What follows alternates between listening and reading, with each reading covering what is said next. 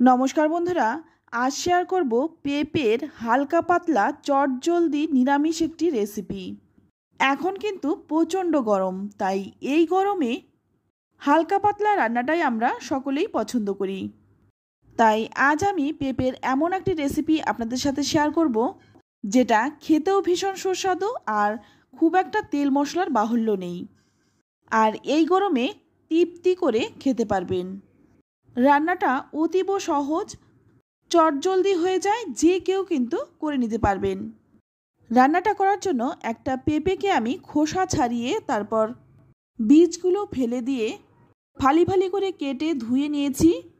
এবার এই পেঁপেটা আমি কেটে নেব। তো পেঁপেটা কিন্তু আমি একদম পাতলা পাতলা করে কেটে নিচ্ছি। এইভাবে কেটে নিলে পেঁপেগুলো তাড়াতাড়ি সেদ্ধ হয়ে যাবে আর খুব তাড়াতাড়ি কিন্তু রান্নাটাও হয়ে যাবে। তো দেখুন, এই রকম কিন্তু পাতলা পাতলা করে পেঁপেগুলো আমি কেটে নেব। তো সমস্ত পেঁপেটাই আমি কেটে নিলাম, তারপর তুলে নিচ্ছি। তো বন্ধুরা, পেঁপে এমনই একটা সবজি যেটা খুবই উপকার হওয়া সত্ত্বেও আমরা কিন্তু ভালোবেসে খাই না। তাই একবার এইভাবে বানিয়ে দেখুন, ছোট থেকে বড় সকলেই ভীষণ পছন্দ করে খাবে। তো দেখুন, পেঁপেটা আমি একদম পাতলা পাতলা করে কেটে নিলাম।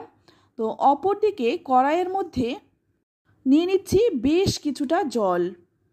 এমন পরিমাণে জলটা দেব যাতে পেঁপে সেদ্ধ হওয়ার পরেও জলটা থাকে।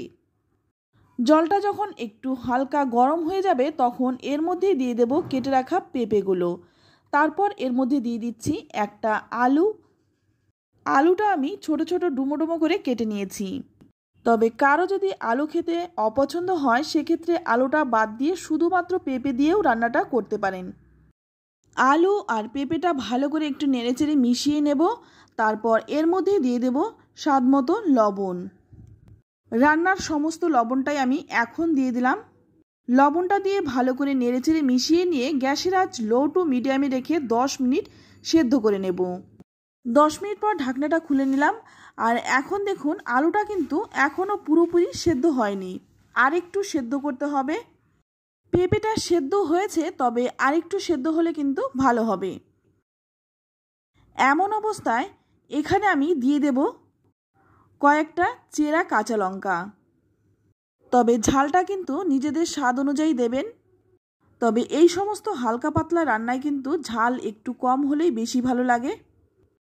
তো লঙ্কাটা দিয়ে একটু নেড়েচেড়ে দিয়ে তারপর আবারও কিন্তু ঢাকা দিয়ে 2 মিনিট সেদ্ধ করে নেব।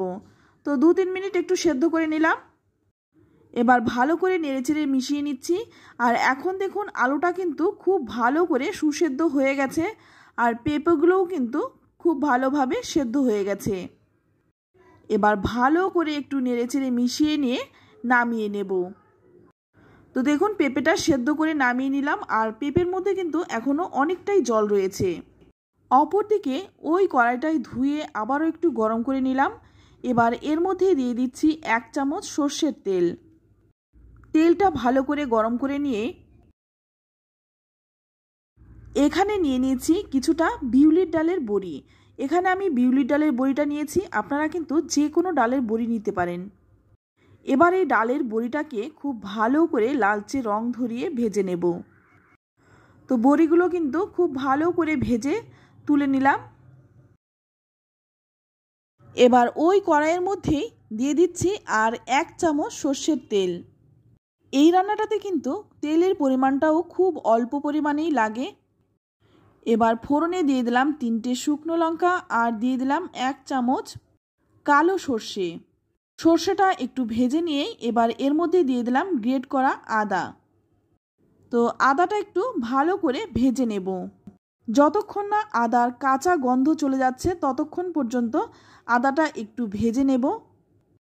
আর এই রান্নাটাতে কিন্তু অবশ্যই সর্ষে ফোড়নটাই দেবেন, সর্ষে ফোড়নের গন্ধটা কিন্তু খুব ভালো যায়। এবার এর মধ্যে দিয়ে দিলাম সেদ্ধ করে রাখা পেঁপেটা। পেঁপেটা দেওয়ার সঙ্গে সঙ্গে কিন্তু খুব ভালোভাবে নেড়েচেড়ে নিতে হবে। যত ভালো করে মেশানো যাবে ততই কিন্তু খেতে ভালো লাগবে। এমনভাবে মেশাবো যাতে ঝোলটা একটু ঘন হয়ে যায়। তো ভালো করে 1 মিনিটের মতো একটু নেড়েচেড়ে মিশিয়ে নিলাম। তো দেখুন মেশাতে মেশাতে কিন্তু ঝোলটাও অনেকটা ঘন হয়ে এসছে। এবার এর মধ্যে দিয়ে দেব ভেজে রাখা ডালের বড়িগুলো। বড়িটা দিয়েও খুব ভালো করে একটু মেশাবো। তো রান্নাটা যেমন সহজ, খেতেও কিন্তু তেমনি সুস্বাদু। এবার এর মধ্যে দিয়ে দিচ্ছি 1 চামচ চিনি। অবশ্যই চিনিটা দেবেন, কারণ চিনিটা দিলে স্বাদটা ব্যালেন্স হয়। আর পেঁপে তো খুব একটা টেস্টি সবজি না, তাই চিনিটা দিলে কিন্তু খেতে ভালো লাগবে। আর এই পেঁপেটা কিন্তু 12 মাসি সবজি, আর এর উপকারিতাও কিন্তু অনেকটাই বেশি। যারা ডায়েট করছেন তারাও কিন্তু চোখ বন্ধ করে এই রান্নাটা খেতে পারেন। তো ভালো করে নেড়েচেড়ে মিশিয়ে নিয়ে তারপর 1 মিনিট একটু ফুটিয়ে নেব। তো দেখুন এখন কিন্তু রান্নাটা একদম হয়ে গেছে। এর থেকে কিন্তু আর শুকনো করব না। এবার নামানোর আগে দিয়ে দেব একটু ধনেপাতা। এই ধনেপাতাটা দিলে রান্নার স্বাদটা কিন্তু দ্বিগুণ বেড়ে যায়। হাতের কাছে ধনেপাতাটা থাকলে অবশ্যই দেবেন। যদি কারো বিলেতি ধনেপাতা থাকে সেটাও কিন্তু দিতে পারেন। এবার ভালো করে নেড়েচেড়ে মিশিয়ে নেব। তো রোজকার নিরামিষ দিনে এই রান্নাটা কিন্তু খেতে পারেন। পেঁপের এই সাদামাটা তরকারিটা খেতেও যেমন টেস্টি, আর খাওয়াও কিন্তু খুবই উপকারী। এবার কিন্তু নামিয়ে নেব।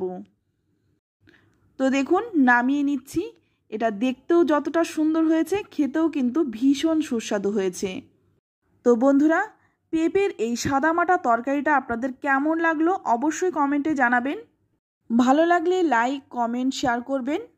চাইলে আপনারা আত্মীয় স্বজন, বন্ধুবান্ধবের সাথেও এই রান্নাটা শেয়ার করতে পারেন। আর আপনি যদি আমার চ্যানেলে নতুন হয়ে থাকেন, চ্যানেলটা সাবস্ক্রাইব করে নেওয়ার অনুরোধ রইল। তো আজ এই পর্যন্তই। আবারও দেখা হবে অন্য কোনো নতুন রেসিপিতে। ততক্ষণ সকলেই ভালো থাকবেন, সুস্থ থাকবেন, আর সকলকেই ধন্যবাদ।